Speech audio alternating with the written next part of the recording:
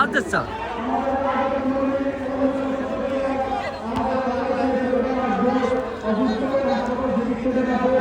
আপনারা সকলে তার সুস্থতার জন্য দোয়া করবেন।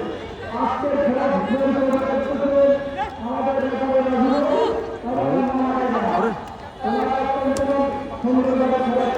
বল দখলের যুদ্ধ আমাদের